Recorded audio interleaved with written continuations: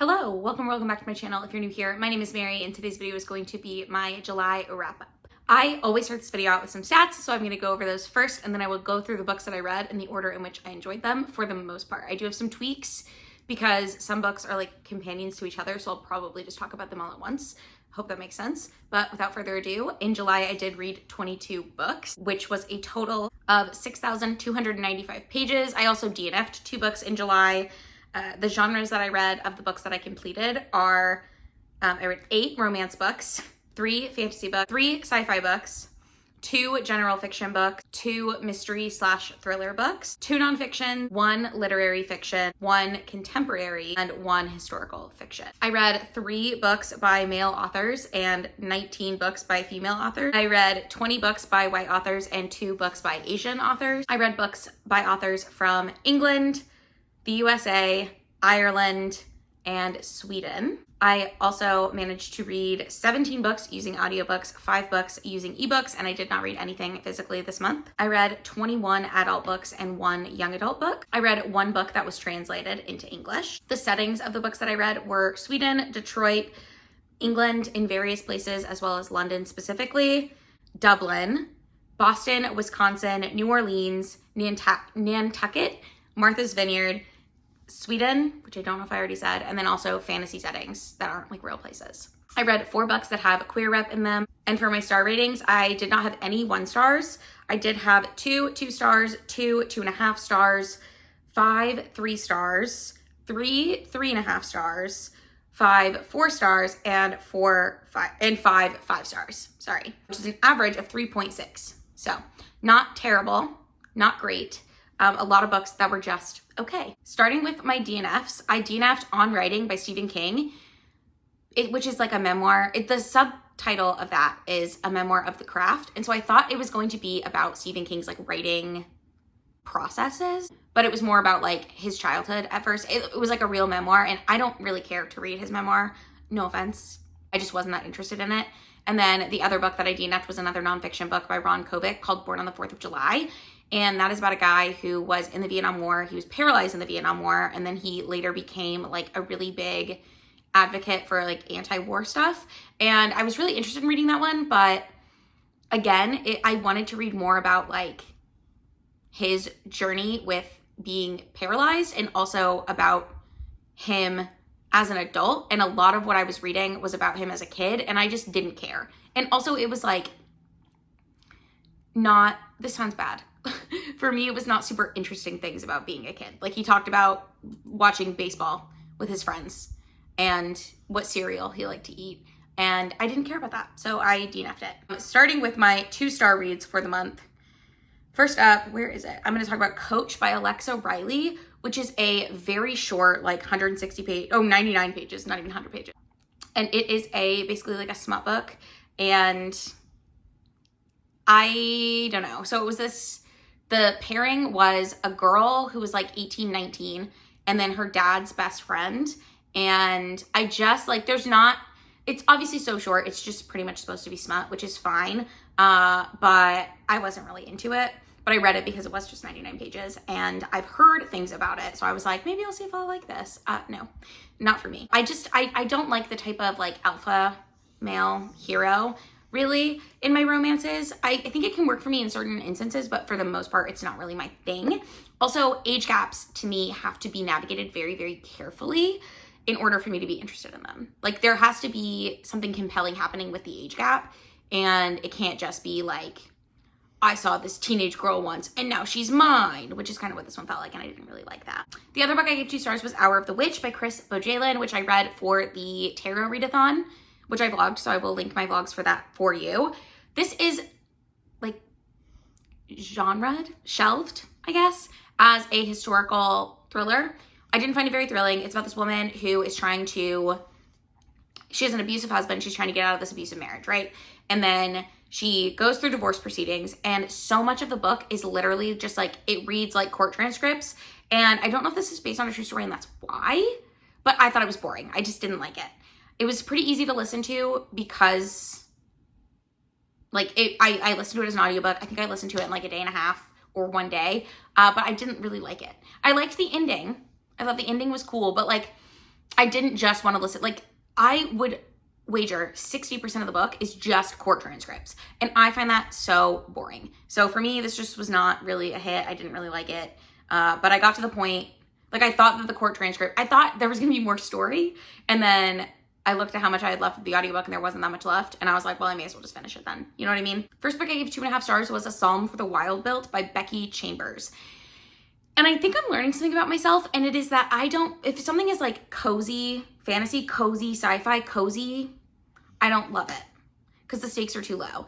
A Psalm for the Wild Built is about this tea monk on this other planet.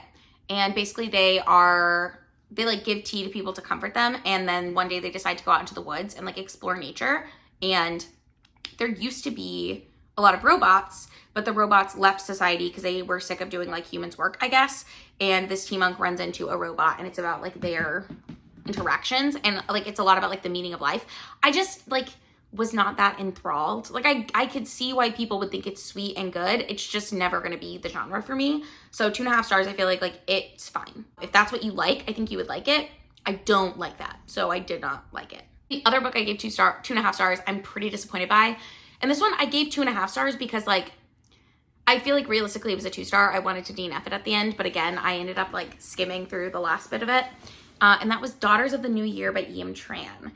And I talk about this again in my Tarot Readathon blog.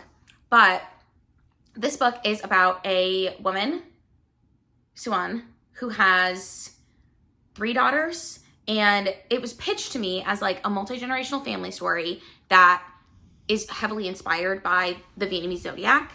And I thought that was really interesting. And it does talk about that a lot, but also like the story is told backwards. So we start at this place in the future when all the daughters are grown up, and then we slowly work back to what each daughter was like at various stages of their past.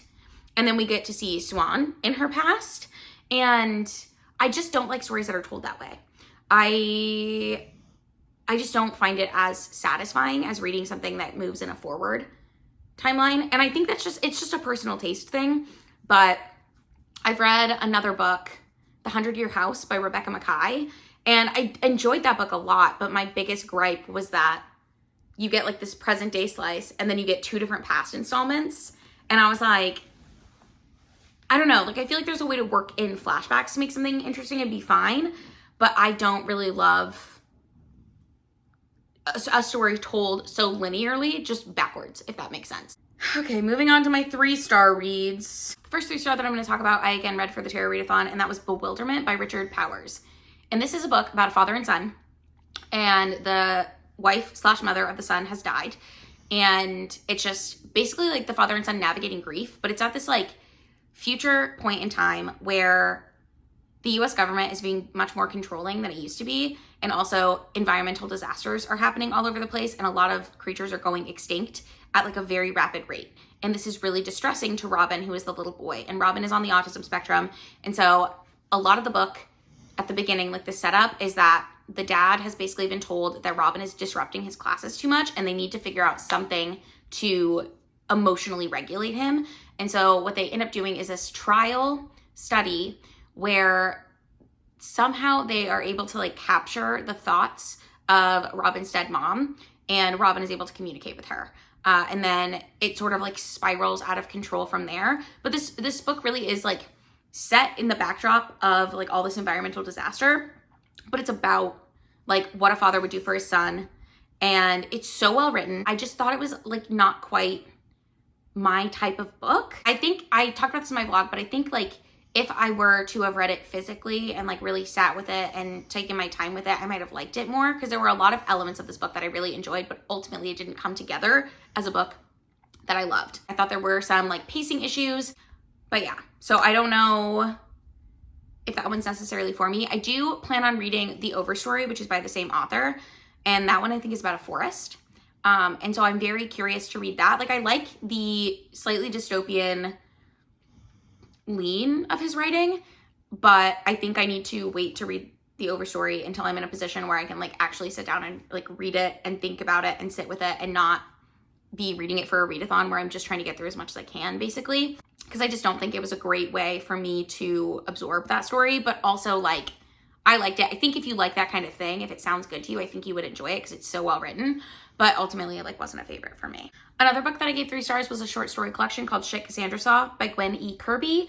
And to be honest, I don't really remember anything about this since I've read it, which is pretty on par with what I give 3 stars. It was fine while I was reading it.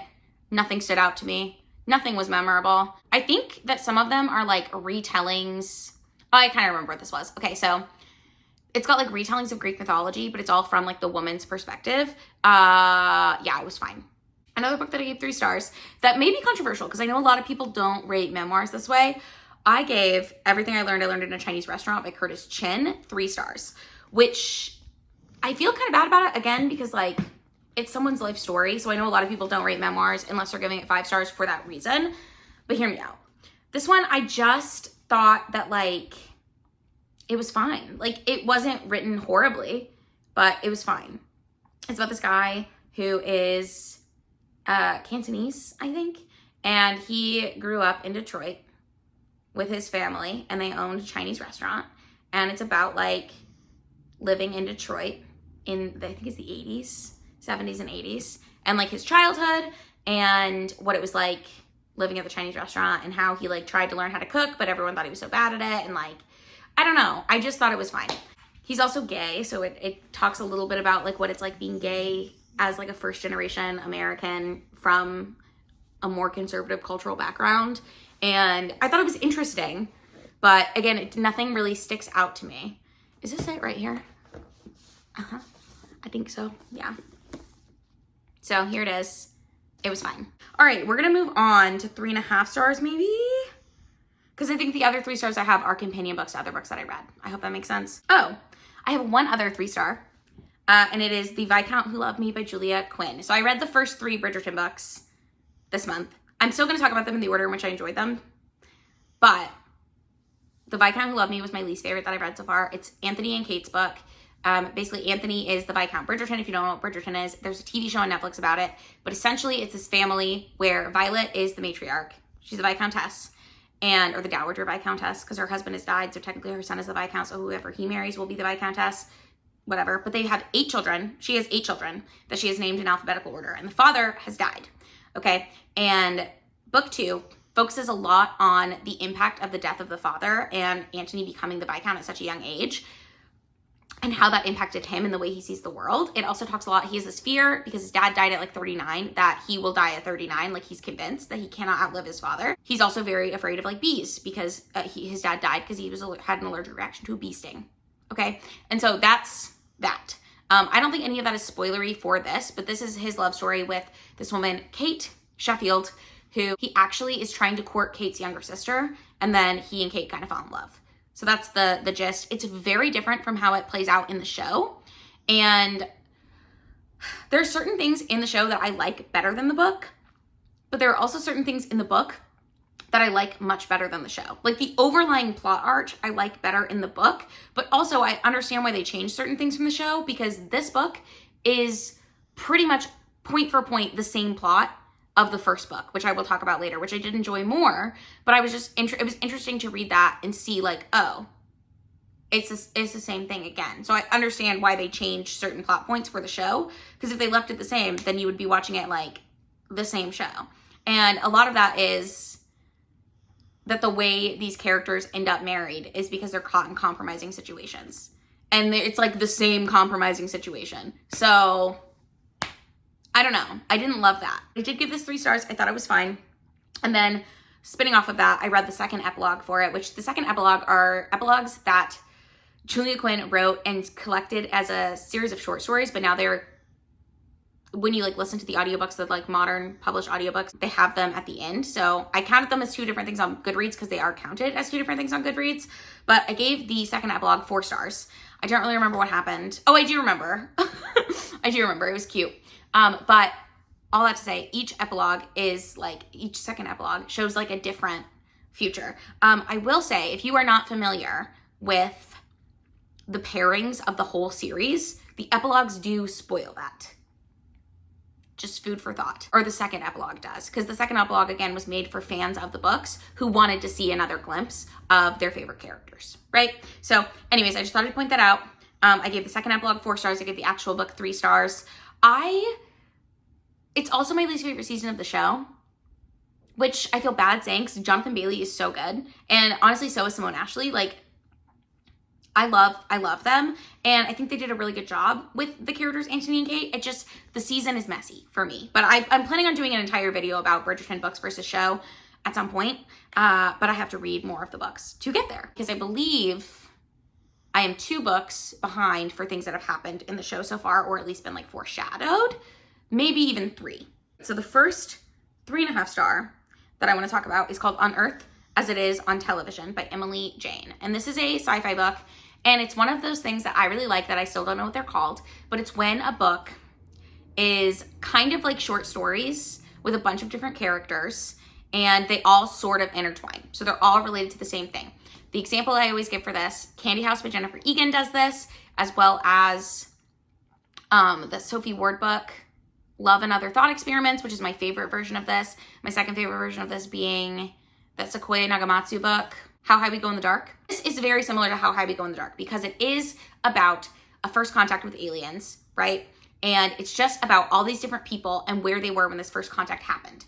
And at first, it seemed very, not disjointed, but like very individual stories. But then at the end, they all come together and it was very good. I really liked the way it wrapped up. It has a very humorous writing style. And it just like, it was very kooky and fun. It's not an all-time favorite, but I had a kooky fun time reading it. It was a kooky fun book. You follow this guy who gets into an accident, and 20 years after he's been in this accident, he's been in a coma. He wakes up basically on the day that this alien invasion happened, and he's trying to figure out like why that might have happened. It has cats that can communicate telepathically with people, and you're trying to figure out why that is happening. There's also like these 2 families where they think that they're like, the husband of one family and the wife of the other family think that their spouses are having an affair together. And so you're like exploring that concept. It's what I liked about this book is that it is like not the end of the world, but like like aliens have come to Earth.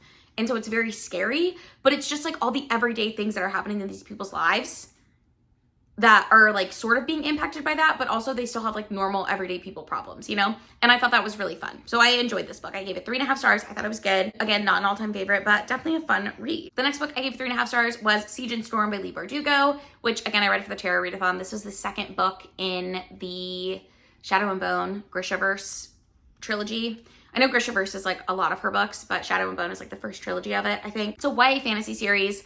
And in the first book, you're following this girl, Alina, who finds out that she has this like Grisha power. And usually you find out when you're a kid, but she doesn't find out until she's like 18. So then she gets swept to the capital city to learn how to use her powers. And then there's another character that you're like, is he good? Is he bad? Is he good? Is he bad? And that's sort of happening. There's also a love triangle involved. And I don't know, it's sweet.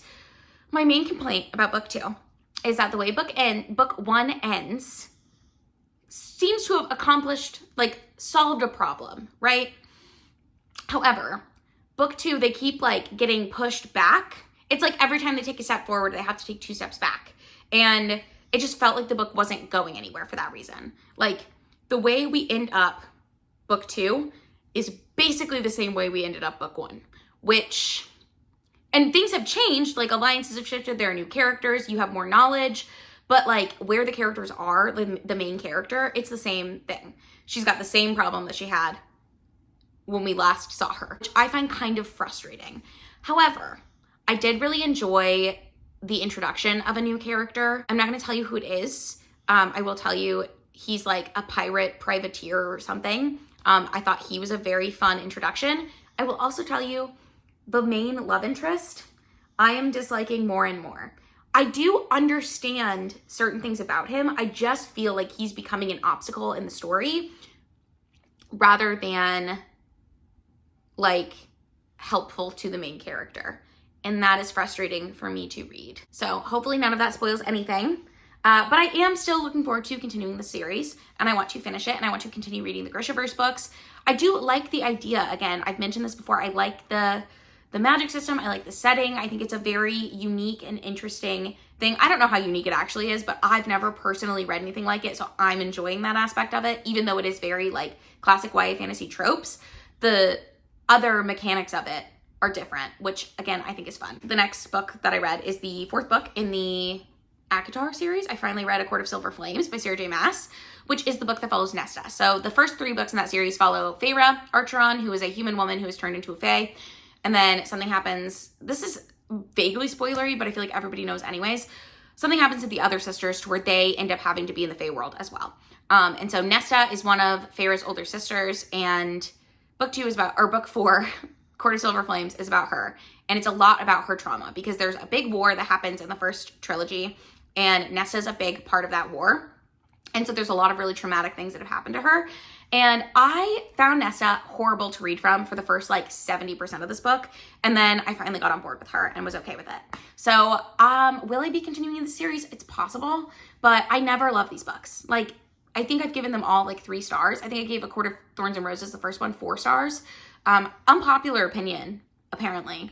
I enjoyed that. I like A Beauty and the Beast retelling. I had a good time with that book. And then everything gets turned on its head in book 2, and I get frustrated by that. You'll find. I don't like when everything you think is true turns out to not be true. I guess I can like it, and I'm thinking of books where I do actually like that, but for some reason in this series, I didn't want it. So, and it's also because I hold a grudge. Also, I should mention, Sarah J. Maas does the whole like, we're fated mates, the fae romance thing. I don't think that's really for me. I don't think fantasy romance is really my bag, but I don't hate it. So the first book that I gave 4 stars in July was The Unit by Nini Holmqvist, which is the translated book that I read. And it is about a dystopian future in Sweden. They have decided that if you are not married or a mother/father, if you don't have anyone depending on you, then you get to a certain age, you can no longer have children. So like, you're not really good for society. So they basically put you in a glorified like human organ bank. And as people who are needed in the world need a liver, you will give them your liver. And you live in this like, it's like a nursing home, kind of like a nursing home community that's like really nice. It's like very fancy, but as people need organs, you have to give them to them. It kind of reminded me of that movie, The Lobster, but in that movie, you turn into an animal at a certain age. And in this one, you just like eventually will die. But we're following this main character who's been sent there. I think women get sent when they're 50, men get sent when they're 60. And she is just like about her like life there. And also she's like figuring out certain secrets about things. Like nothing's really like that dramatic of a secret, but like there are mysteries of her past that she doesn't really know about. And she's learning more about it. And it just really plays with the idea of like what makes a life worth living, you know? And I just think it's really interesting. I like books that literally are just like society, like it gives society new rules and is like, then what would happen? And that's what this book is. And I had a great time reading it. But I just thought it was really interesting and I'm very glad that I read it. And also at the end, I was like my heart was beating so fast. And at first I was really disappointed with the ending because I thought something else might happen. But I realized like, I kind of liked the ending. Like it kind of works for me. And it is satisfying. I thought it wasn't satisfying when I first read it, but I really do think that it was actually satisfying. I really enjoyed this book. The next book I gave 4 stars was The Identicals by Ellen Hildebrand, which is about these twin sisters who had a sort of falling out when they were teenagers. Their parents got divorced, and one parent lived on Nantucket Island, one parent lived on Martha's Vineyard, and they divided the twins up, Parent Trap style. But they knew that the other one existed because I think they were like 14 or 15. So one child went and lived with her dad, the other one went and lived with her mom, and they haven't really spoken much since. But at the beginning of this book, the dad dies, and so the mom, his ex-wife, and that daughter go to the island to go to the funeral. And the one who lives with the mom has a teenage daughter. All right. And she's having a lot of issues with her teenage daughter. The other one is having like job issues. And she had this affair that got published. I think she was not published, but like publicized to where people knew she was seeing this married guy. And so they decide that their lives are too much and they basically switch lives. And they get to like learn about each other in the process. They find love again. They like, it's like a midlife crisis book, but also a like reunification with family book. And like they get to deal with all these like issues that they've had since they were teenagers that they never talked about with each other because they were so angry. And I just really enjoyed it. Like I felt like it was very cathartic to read. It was very sweet. It was very easy to get through. And it just like is a vibe. Like Ellen Hildebrand writes kind of emotionally hard-hitting books. This one did not hit me as hard as, what was the other one that I read? 21 Summers or something like that, 28 Summers. That one is heartbreaking. This book is not as heartbreaking as that, but it is like a similar thing. Like, you can't go back in time and change the things that you've done. You can reflect on that and you can like heal from it, kind of. So I really enjoyed that one. The next book I gave 4 stars was The Ling Game by Ruth Ware, which is about a group of girls who are now women, but when they were teenagers, they all went to this boarding school. And they used to play this game called the Ling Game, which basically was they would lie to someone, and if they could get away with the lie, they would get points. But something happened one summer, they're like last summer at this boarding school, and they get a call from the girl who still lives like in the town where the boarding school was, because a body has washed up on shore, and they know something about this body. And so she's like, you have to come here, we have to sort this out. And so that's what it's like kind of about. I really liked this book. The more I think back on it, the more I think I liked it while I was reading it. It's not an all-time favorite. I have found Ruth Ware, this is the second book that I've read by her where it's like flashbacks to being in boarding school or university. I think the other one was The It Girl. And those are my 2 least favorite Ruth Ware. Well, actually, no, The Death of Mrs. Westaway is still my least favorite. But those are like 2 that I don't really love. So I don't know if I just don't love that as a concept, or really what about it doesn't really work for me as well. But I did enjoy it. Like, I like all of the Ruth Ware books that I've read. I like some more than others. I hope that makes sense. Okay, I think we might be on to 5 stars. First book I gave 5 stars this month was Everything I Know About Love by Dolly Alderton. And I found out there's like a TV show based on this, and I'm really excited to watch it. But this is basically like essays. It's like a memoir written in essays about Dolly Alderton, obviously. And she's talking about like growing up, life, love, being a teenage girl, having female friendships, finding love. There's one part in this where she talks a lot about her best friend and seeing her best friend be in love and then seeing that fall apart. And that was heartbreaking for me. I loved this book. It made me cry. It made me laugh. Again, I really want to watch the show because I think it's a really like interesting. I'm very intrigued by the number of shows that are being made about nonfiction works. Because there's this, and then Dear Sugar, I think, got an adaptation on Hulu. And I still want to watch that because I didn't love that book, but like the show looked funny. I don't know. So it was very sweet, cathartic. It's a lot about being like in your 20s, not knowing what you're doing with your life, and like sort of the pedestal we put romantic love on. And I just really enjoyed it. I thought it was a really great read. The next work that I gave 5 stars, this is a short story. It's called Mr. Salary by Sally Rooney.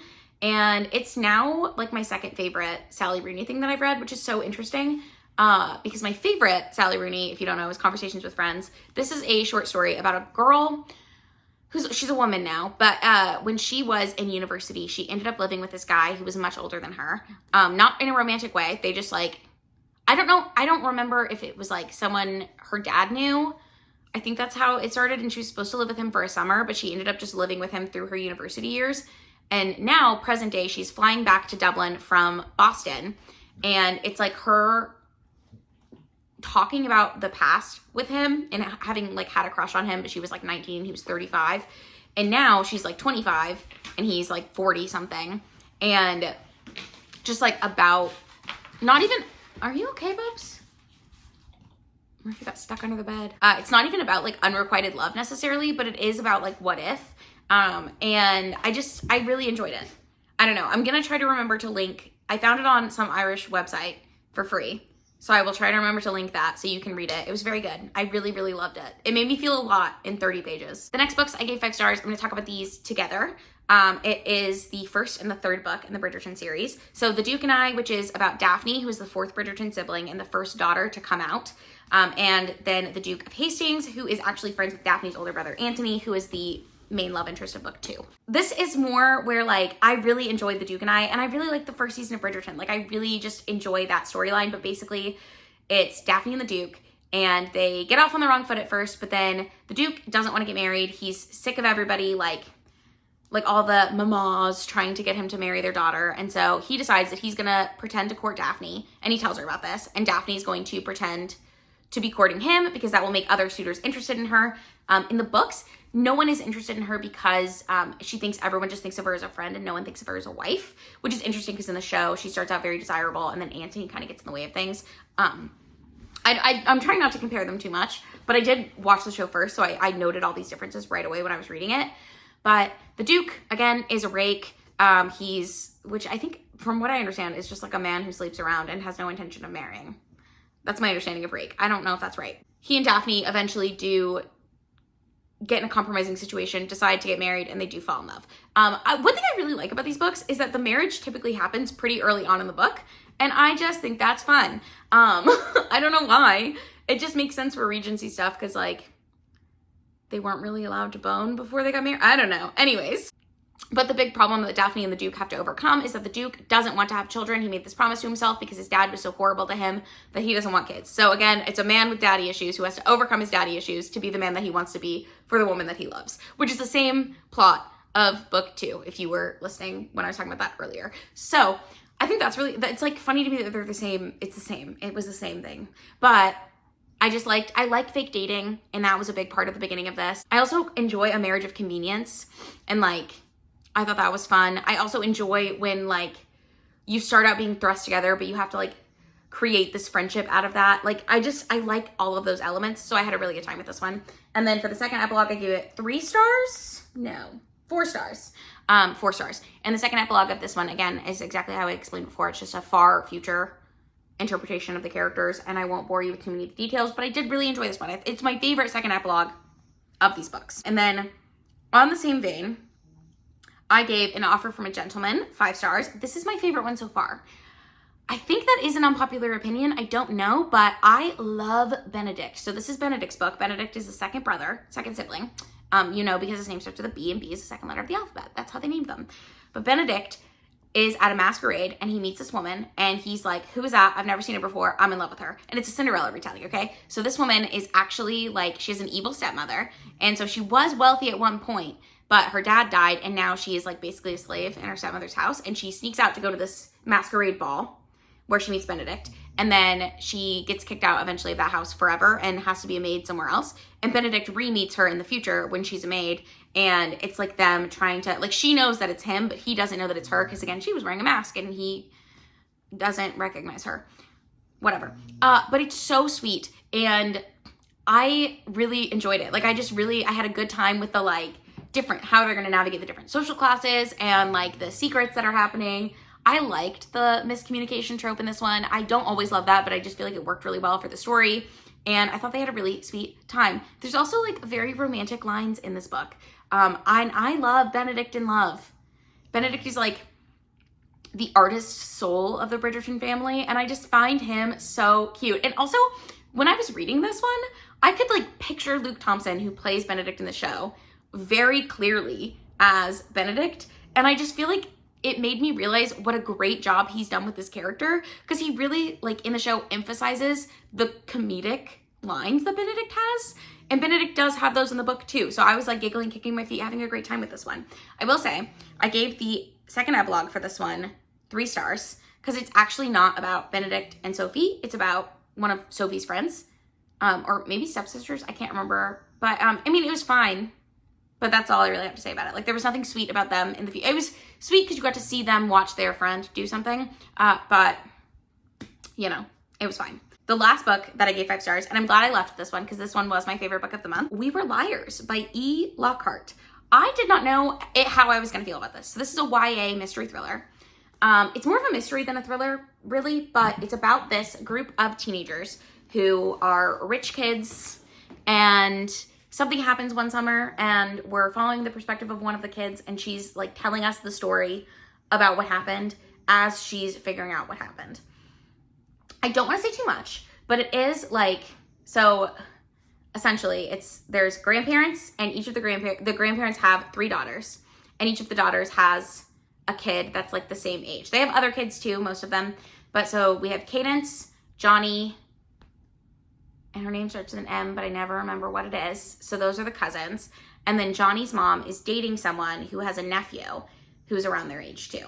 And so he is there. So the 4 liars are the 3 cousins that are the same age. They're like, most of the book is at year 15 and year 17, so they're 15. And then the cousin who has been coming to the island with them since his uncle started dating Johnny's mom. Hope that makes sense. But some are 15. They get into an accident or Katie gets into an accident and she doesn't remember what it is. She has memory loss from it. She has brain damage from it. And she is just found curled up on the beach, almost naked, like in the water. She's got hypothermia, and then they take her to the hospital, and it takes her a long time to recover. And she doesn't go back to the island until 2 years later.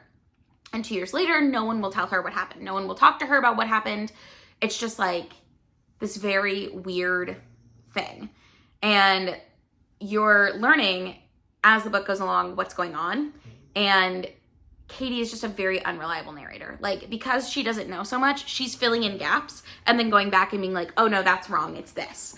And I really enjoyed it. Like, I wasn't sure how I was gonna feel about it, but when it got to the end, I did guess at the very beginning what I thought the ending was gonna be, but then I psyched myself out into thinking that it was something else. But I was right originally, but it was so good. Like, I loved it. I had such a good time reading it. I was crying. I finished it right before I had to go into a Zoom depo. And so I think my Goodreads review is like, I have 8 minutes to pull myself together for this deposition. But it was just so good. I just really, really enjoyed it. And I'm so glad that I finally read it. I know I believe that there is a sequel. So maybe I will read that at some point. But like, I had a great time reading this book. I thought it was so good. I'm so pleasantly surprised by it. That's it. Those are the 22 books that I read in July. Let me know in the comments down below what you read this month. Also, let me know if you have read any of the books that I talked about in this video and how you felt about them. Don't forget to like this video if you enjoyed it while you're watching. You can also subscribe to my channel. I do try to post 2 videos every week. I've not been doing very good at that, but I'm trying to get back into it and film some stuff. So that's it for me today, and I will see you in another video very soon.